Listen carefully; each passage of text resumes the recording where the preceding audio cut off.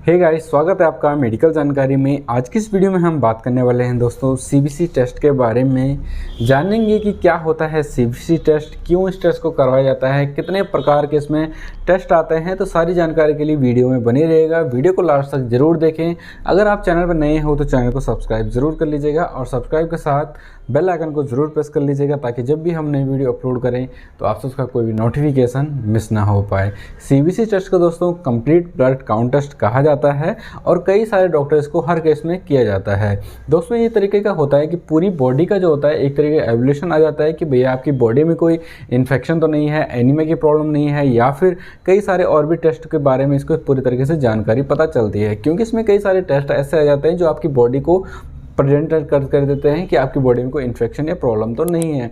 जैसे कि इसमें टेस्ट होते हैं, आपका हीमोग्लोबिन का टेस्ट होता है, वाइट ब्लड सेल्स का टेस्ट होता है, आरबीसी टेस्ट होता है और आपके प्लेटलेट आ जाते हैं, ईएसआर टेस्ट होता है और भी सारे कई सारे टेस्ट हो जाते हैं जो हम आगे आपको वीडियो में दिखाएंगे और पूरी रिपोर्ट की तरह की मैं आपको पूरा समझाऊंगा कि किस तरीके से ये टेस्ट होते हैं, क्या इसमें नॉर्मल वैल्यू होते हैं, क्या क्या इसका काम होता है, अगर बढ़ जाता है तो क्या प्रॉब्लम होती है, घट जाता है तो क्या प्रॉब्लम होती है।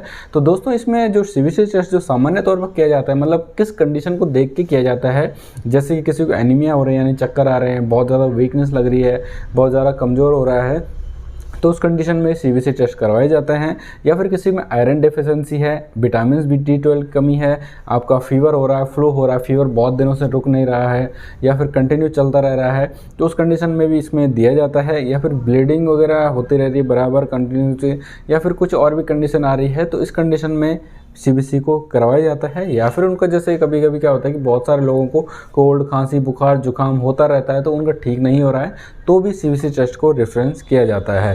तो आगे जानेंगे दोस्तों हम टेस्ट के थ्रू जो या रिपोर्ट के थ्रू हम समझेंगे कि क्या होते हैं सीबीसी टेस्ट में, क्या क्या टेस्ट आते हैं, क्या क्या इनके यूज़ होते हैं। तो वीडियो में दोस्तों लास्ट तक बने रहेगा। सो गाइज़ ये है हमारे पास एक रिपोर्ट पड़ी हुई है जो है सीबीसी टेस्ट, जैसे आप यहाँ पर मेंशन कर रखा है इन्होंने, कंप्लीट ब्लड काउंट टेस्ट।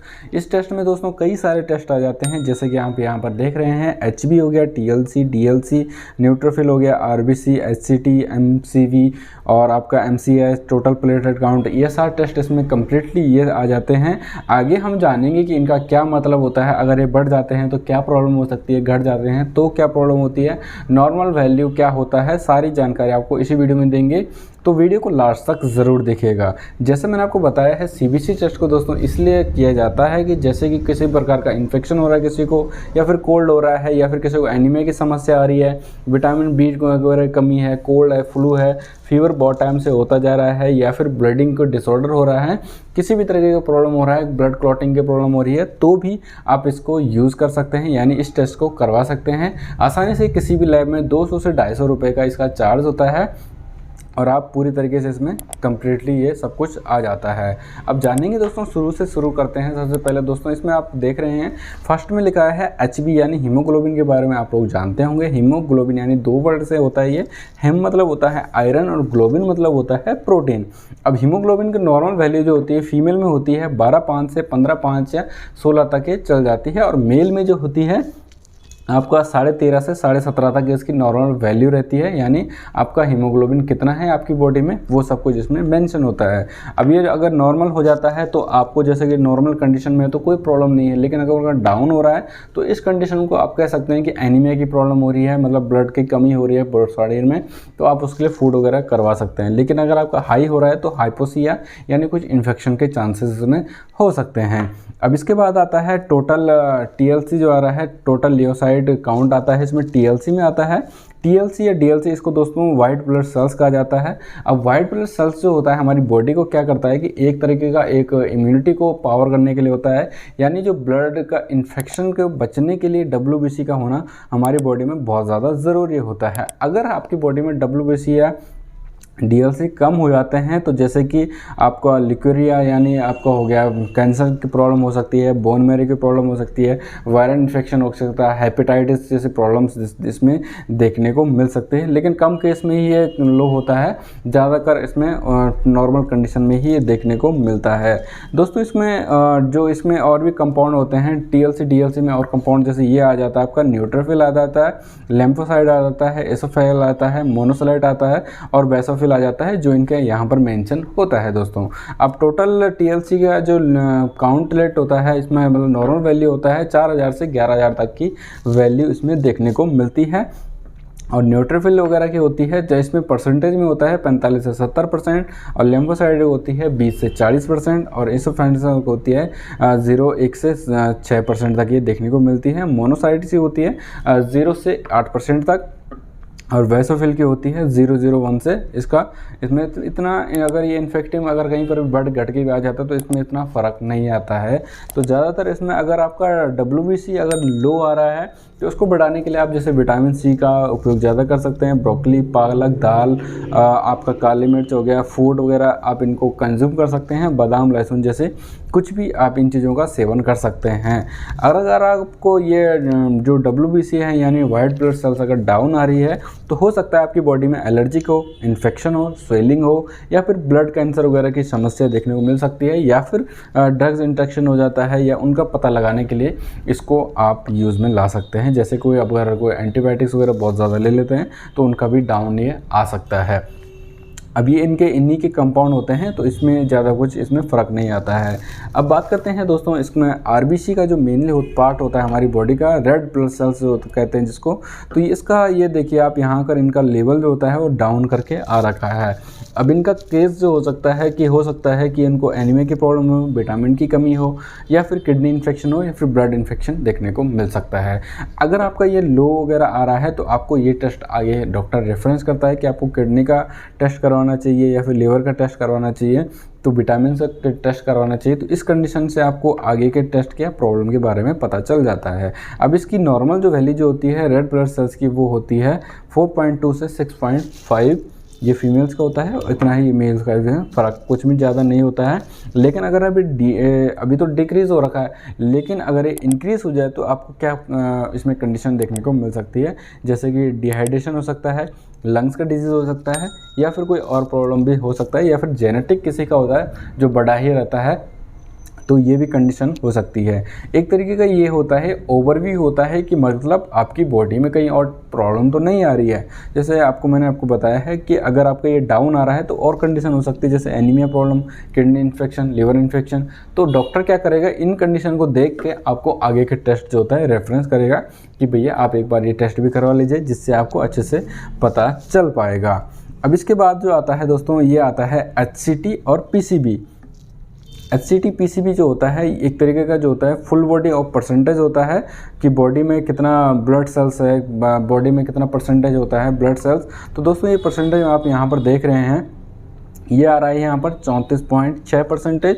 अगर दोस्तों ये कम हो जाता है तो एनीमिया की प्रॉब्लम हो जाती है, यानी ब्लड का कमी हो रहा है आपके शरीर में। तो नॉर्मल वैल्यू जो होता है 38 से 47% तक इसकी देखने को मिलती है आपको, और ये आपको इसी की कंडीशन के हिसाब से ही देखने को मिलता है। अगर आपका ये डाउन जा रहा है तो ऑब्वियसली ये आपका डाउन ही जाएगा, अगर ये इंक्रीज़ आ रहा है तो ये भी आपका इंक्रीज़ ऑब्वियसली बढ़ेगा ही बढ़ेगा। अब इसके बाद जो आता है दोस्तों ये आता है MCB, क्रॉप वॉल्यूम को रिप्रेजेंट करता है और इसका जो नॉर्मल वैल्यू होता है 80 से 99 फ्यूल प्रति यूनिट होता है, ये देखने को मिलता है आपको। आपका ये एवरेज साइज़ बता रहा है कि आपका RBC का एवरेज साइज़ कितना होता है, तो ये आपका नॉर्मल वैल्यू इसमें इस तरीके से ही होता है। इसके बाद आता है ये MCG आता है, मेन कॉर्व HB, यानी ये ऑक्सीजन कैलकुलेट करता है और HB के अंदर ये देखने को मिलता है कि कितना आपकी बॉडी में कैलकुलेशन होता है कि इसका लेवल कितना है, वो इसको रिप्रेजेंट करता है।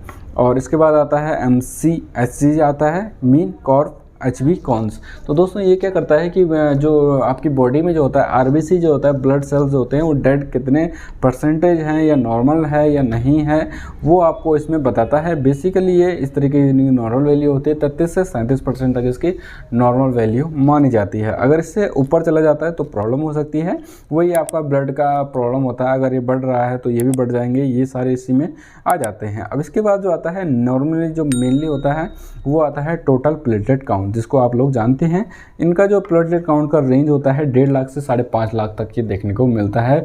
अगर ये डिक्रीज़ हो रहा है तो आपको वायरल इन्फेक्शन होता है, बैक्टीरियल इन्फेक्शन हो सकता है, या फिर आपको जैसे कि ये कई प्रकार की बीमारियों में डाउन हो जाता है। जैसे डेंगू में मेनली जो प्रॉब्लम करता है ये डेंगू के कॉजेज़ में करता है, यानी अगर किसी को डेंगू की प्रॉब्लम हो रही है या फिर किसी का ब्लड लॉस बहुत ज़्यादा हो रहा है, एंटीबायोटिक का ज़्यादा यूज़ करता है, वायरल इन्फेक्शन हो गया है, या फिर कोई अल्कोहल बहुत ज़्यादा यूज़ करता है, ऐसे ही बैक्टीरियल इन्फेक्शन में अगर ये डाउन जा रहा है तो हो सकता है आपकी बॉडी में कोई बैक्टीरियल इन्फेक्शन हो या फिर कोई और प्रॉब्लम हो। इसका डाउन जाना मतलब कि कंडीशन ये होता है कि आपको फीवर भी हो सकता है उस कंडीशन में, और तुरंत ही डॉक्टर आपको डेंगू का बताते हैं कि भैया आप इसको एक बार टेस्ट करवा दीजिए अगर आपको फीवर हो रहा है तो। लेकिन अगर आपको कोई और बुखार प्रॉब्लम हो रही है तो आप इसमें और भी प्रॉब्लम कर सकते हैं।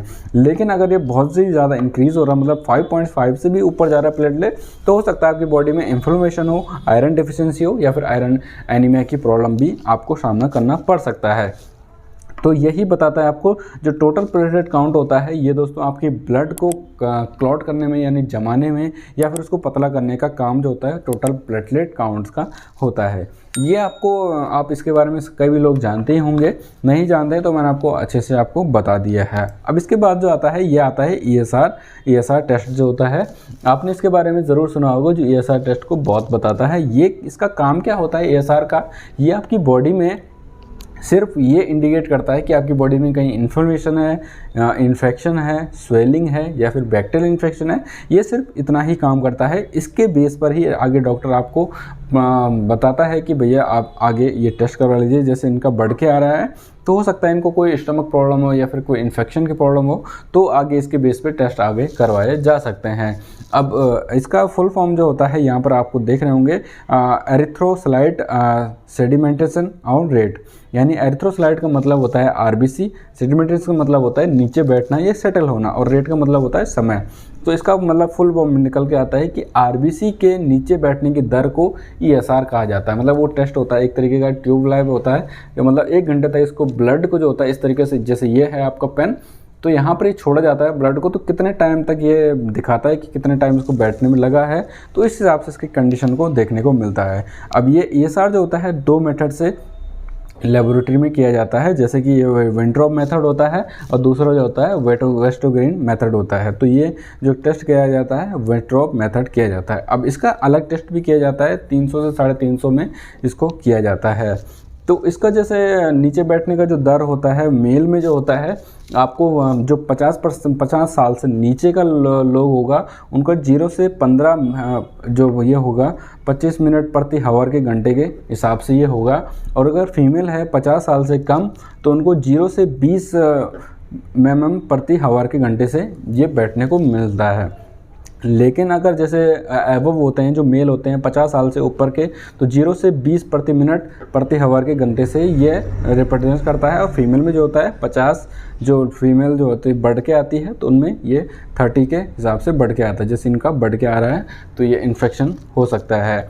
अब लो ESR के कॉजेज़ क्या हो सकते हैं, मतलब अगर आपको लो ESR हो रहा है तो हो सकता है एनीमिया की प्रॉब्लम हो, कैंसर की प्रॉब्लम हो, TLC वगैरह हाई हो जाती है इसमें, तो ये इसमें इस कंडीशन में नहीं है। देखिए यहाँ पर TLC ठीक है लेकिन ESR बढ़ के आ रहा है, तो हो सकता है कि एनीमिया की कंडीशन इसमें हो। लेकिन अगर आपका बहुत ज़्यादा हाई हो जाता है, जैसे इसको भी हाई कह सकते हैं, तो हो सकता है कि आर्थराइटिस की प्रॉब्लम हो, ट्यूबरक्लोसिस हो, या फिर ब्लड कैंसर हो, या फिर और भी सारे इन्फेक्शन की प्रॉब्लम भी देख सकते हैं। लेकिन अगर वो मीडियम हो रहा है, मतलब 10 है रेंज, तो मान लीजिए 15-16 के करीब आ रहा है, तो हो सकता है कि कुछ लोग लेडीज़ को क्या होता है प्रेगनेंसी के दौरान हो सकता है कॉन्ट्रासेप्टिव पिल्स लेते हैं, या फिर थायराइड किडनी इन्फेक्शन है, या फिर वायरल बैक्टीरियल इन्फेक्शन की कंडीशन में भी ये हो सकता है। आई होप आपको अच्छे से समझ में आ गया होगा क्या क्या इसमें टेस्ट होते हैं और क्या क्या इसमें होता है। इसमें जो मेनली टेस्ट मैं आपको बताता हूँ, HB होता है, TLC होता है, DLC यानी वाइट ब्लड सेल्स होता है, आपका हो गया रेड ब्लड सेल्स हो गया, आपका प्लेटलेट काउंट हो गया, ESR हो गया, और ये वैल्यू वगैरह जो बताते हैं आपकी ब्लड क्या पूरा काउंट टेस्ट ये देखने को मिलता है। इस टेस्ट के बजाय आपको समझ में अच्छे से आ जाएगा कि आगे आपको कोई प्रॉब्लम है या फिर आप किस बेस पे आपको ट्रीटमेंट लेना है, तो डॉक्टर इसीलिए CBC टेस्ट को करवाते हैं। वीडियो पसंद आए तो वीडियो को लाइक करें, कुछ डाउट रह गया हो तो आप हमें कमेंट में पूछ सकते हैं। तो मिलते हैं अपने वीडियो में। Okay bye, tata and thank you for watching.